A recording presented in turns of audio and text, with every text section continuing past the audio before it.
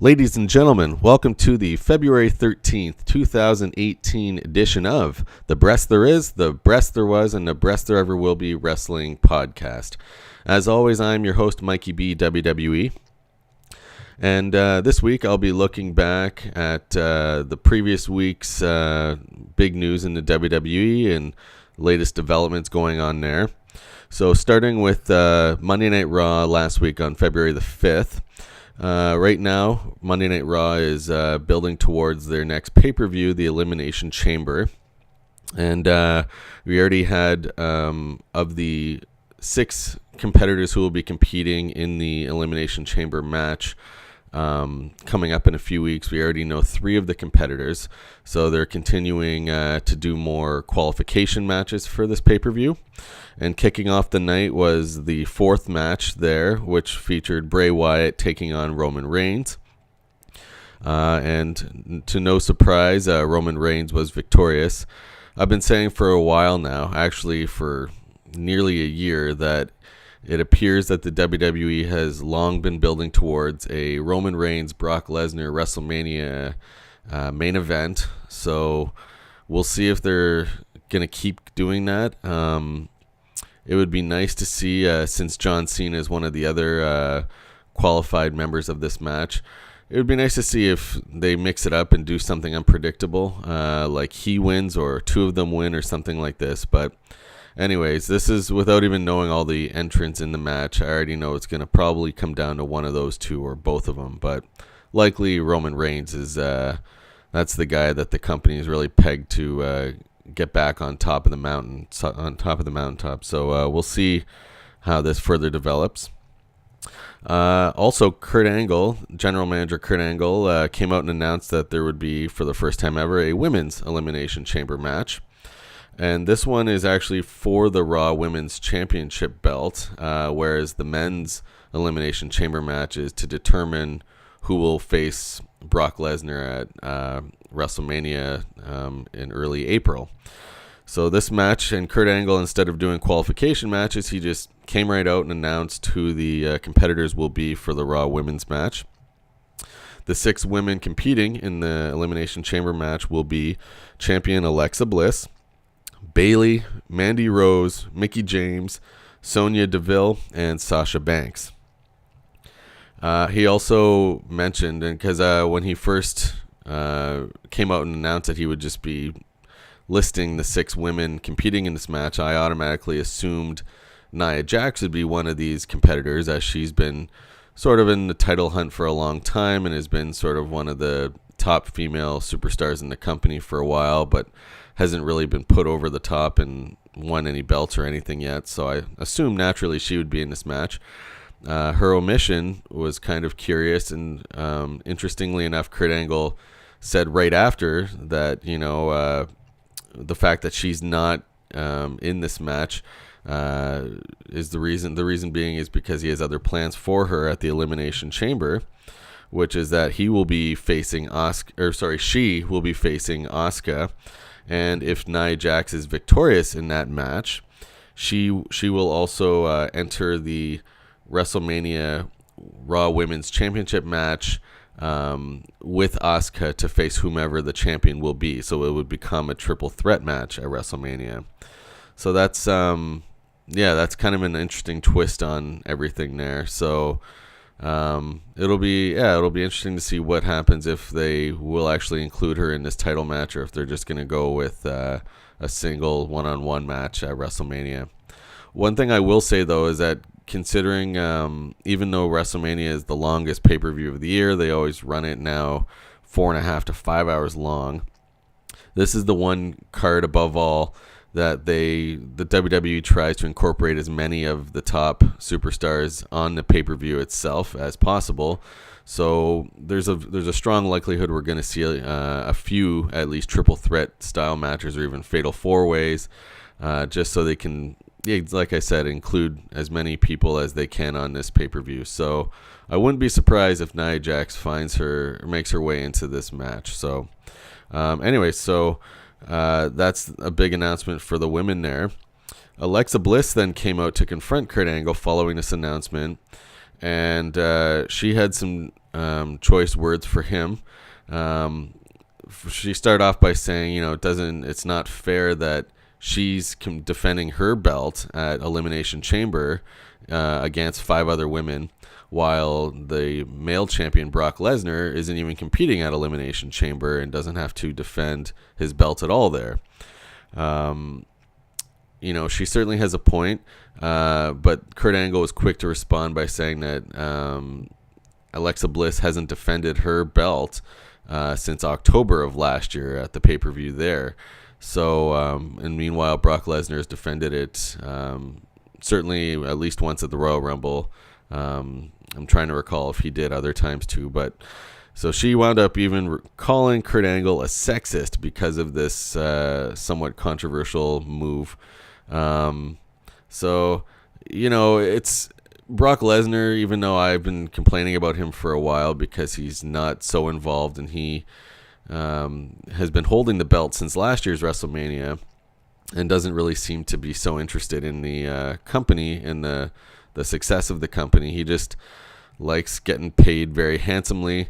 And on top of this, I've mentioned this before in other podcasts, but every champion gets extra bonus, an actual extra bonus from the company for being the champion. So, I mean, Brock Lesnar is already getting paid great money for making a lot fewer appearances than most of the other top superstars, and on top of which he's earning bonuses by being the champion for as long as he has been. So, but at the same time, it's the fact that she also hasn't defended her title in a while, I think that seems reasonable, but it would certainly be nice. I would love to see more Brock Lesnar title matches, and certainly some title changes, but that won't come till WrestleMania for sure, at the very earliest. Following this, we had the 5th Elimination Chamber qualification match for the men, which featured The Miz taking on Apollo Crews. The Miz was victorious in this match. We also had a Raw Tag Team Championship match. The rematch from the champions now are Cesaro and Sheamus, and they were scheduled to take on Seth Rollins and Jason Jordan, who had just lost their belts at Royal Rumble. So the rematch was scheduled. And at the last moment, even though Jason Jordan told Seth Rollins near the top of the program that he was good to go, he was healthy, he had to back out and step away and say he was not medically cleared later on, which certainly angered Seth Rollins quite a bit.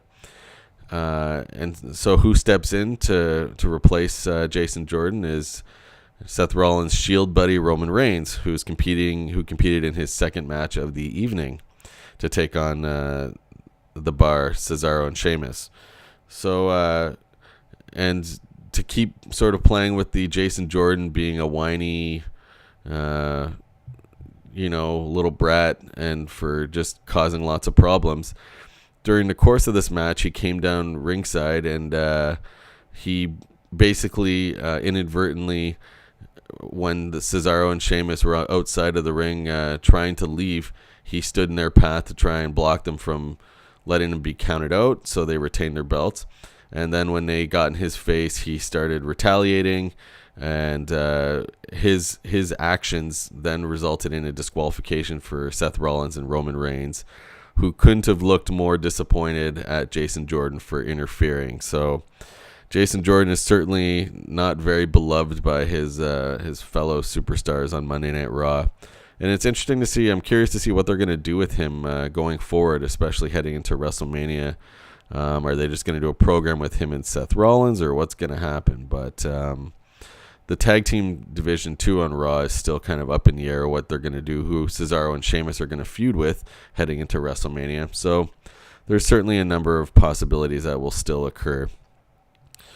And beyond this, the main event, which is hardly worth mentioning, but I will because it does result in some sort of a storyline development.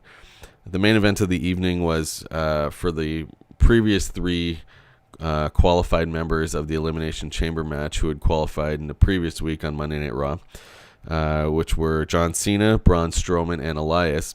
they were having a triple threat match to determine who would be the final entrant in the Elimination Chamber match of the 6 entrants. So the commentators made a big deal of saying, oh yeah, the winner of this match has historically been the 5th or 6th person and yada yada. I mean, it doesn't really make much of a difference, I think, as far as I'm concerned. It's not like the Royal Rumble where if you enter at 1 or 2, you have to outlast the other 28, 29 people to win. So this is just a 6-person contest. I don't think it's going to have much of a bearing on who's going to come out of it. And furthermore, Elias was the victor of this match, this triple threat match, meaning he'll be the last entrant in the match.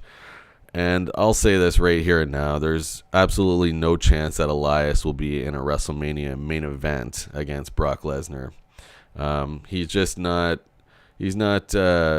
enough of a big-time superstar, and he's not a good enough wrestler yet to be in those kind of talks. I mean, the man hasn't even won a title yet, so that's really, out of the question that he's going to even win this Elimination Chamber match. Like I said, the overwhelming favorite will be Roman Reigns and possibly John Cena, but Roman Reigns is certainly the one pegged to be successful in that match and to move on to WrestleMania to face Brock Lesnar. So that pretty much summed up all the big events on Monday Night Raw. The following evening on SmackDown Live on the 6th of February, the show opened with Commissioner Shane McMahon coming out and then also bringing out General Manager Daniel Bryan. And we all know that in recent months there's been quite a bit of tension between these two about decision making and questionable calls and favoritism and all sorts of things. Shane McMahon went on to say that he knows that Daniel Bryan misses being in the ring so much, and that's his biggest love for sure, and it crushes him that he can't compete in the ring anymore, which I'm sure is all true because he is one of the most talented wrestlers in recent years, and certainly beloved by the fans.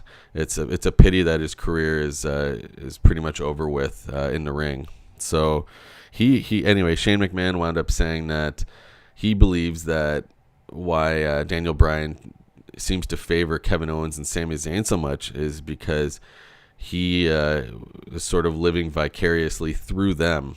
As wrestlers, as current wrestlers who still have seemingly long careers ahead of them. So, we're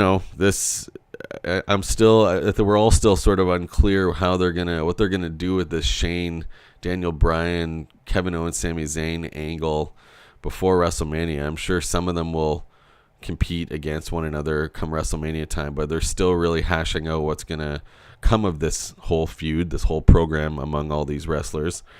So that was an interesting comment by Shane to Daniel. Besides this, there weren't too many noteworthy bits on SmackDown Live last week. One thing which was new and different that they have not done before, they made mention of the fact that they were going to start announcing a SmackDown Live top 10 list, which is the top 10 superstars as voted by the wrestlers, as voted by the superstars, who apparently they feel who are the best superstars on that program. I'll say before I announce the 10 chosen superstars, I'm not really sure what this is going to lead towards. If somebody, for example, has a high appearance on this list for a while, if that's going to grant them some sort of a title opportunity or something, but we don't really know. This was just sort of the idea saying, the land of opportunity, SmackDown Live, we're going to let our superstars voice their opinions and get involved in this and that. So it's difficult to even say if this is even legitimate or if this is just the writers coming up with this list. But anyways, the list of the SmackDown top 10, the first top 10 list in descending order.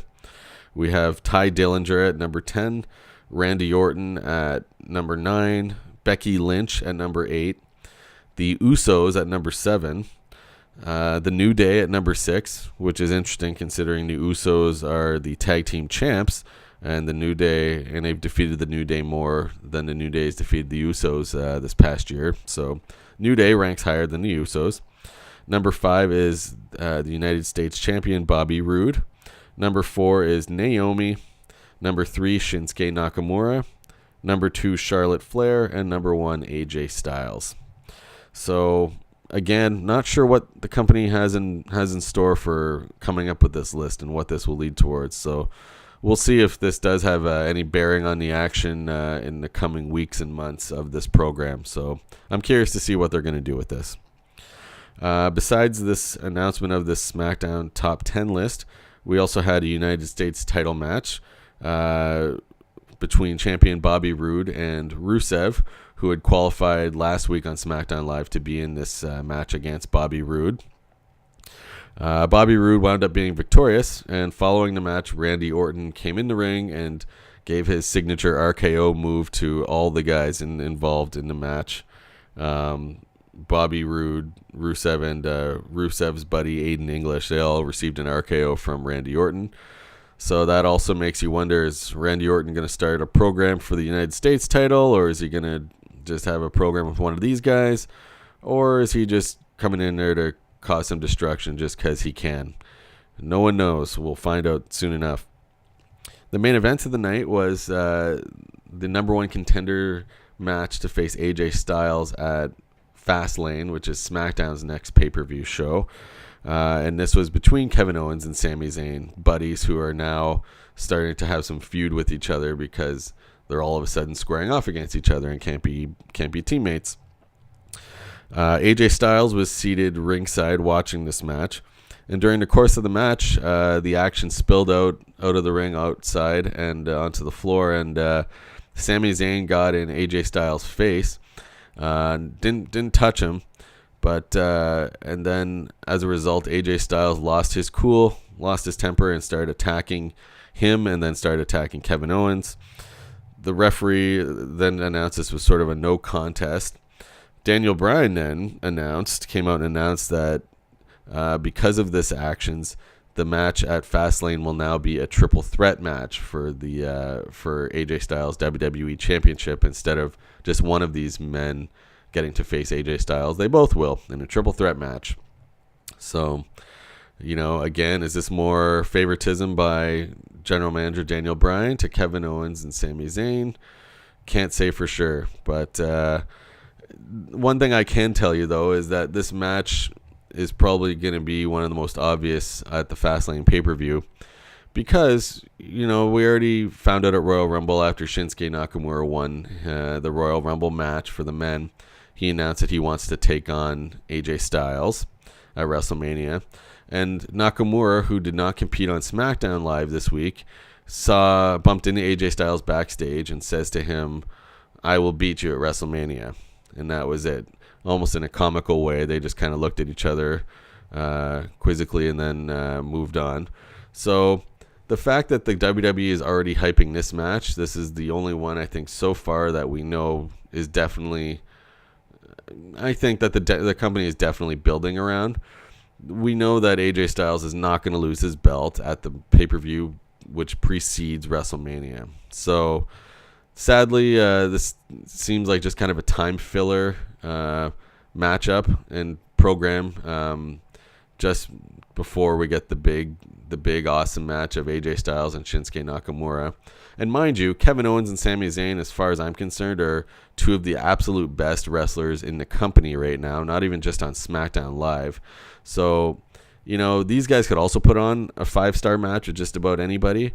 But I'll admit, and I think most wrestling fans would love to see AJ Styles and Shinsuke Nakamura above all, because both these guys are they're sort of past their prime, but they're still wrestling. They're still looking great in the ring, and we haven't seen certainly this matchup before yet. So that's what's going to happen. You can bank on that. So that pretty much covers all the important news for the past week. I will also make a podcast later on this week after tonight's SmackDown and last night's Monday Night Raw, reviewing both of those. company is definitely still in pre-WrestleMania build-up mode, and these pay-per-views, the one on Raw, the Elimination Chamber, and then Fastlane for SmackDown Live will certainly provide clarity in the build-up to the big WrestleMania show in early April. So, yeah, hopefully some excitement will continue on the road to WrestleMania. So that's about it. Thanks very much for listening. Don't forget to like and subscribe below if you liked what you heard today. Thanks very much, and see you next time.